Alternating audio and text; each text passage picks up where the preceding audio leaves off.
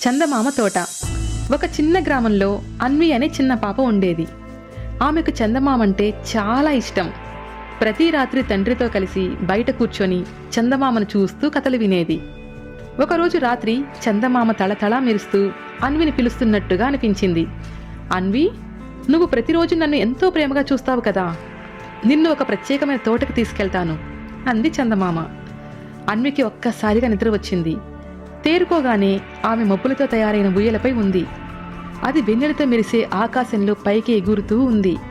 అక్కడే ఆమె చూసింది ఒక అందమైన తోట, చందమామ తోట. ఆ తోటలో చెట్లు నక్షత్రాల్లా మెరుస్తున్నాయి. పూలు మెల్లగా పాటలు పాడుతున్నాయి. తేనెటీగలు వింతగా సంగీత వాయిద్యాల్లా గానాలకి తాళం వేస్తున్నాయి. చందమామ అన్వితో ఇలా చెప్పింది, ఇది మంచి పిల్లల తోట.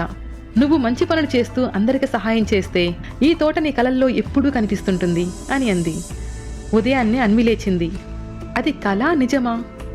అర్థం కాలేదు. కానీ ఆమె హృదయం ఆనందంతో తేలిపోతూ ఉంది. అప్పటి నుంచి ఆమె ఇంకా మంచి పాపగా మారింది.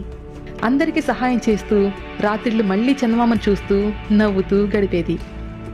నీతి: మంచితనంతో ఉండేవాళ్లకు ప్రతిరోజు ఒక అద్భుతం అవుతుంది.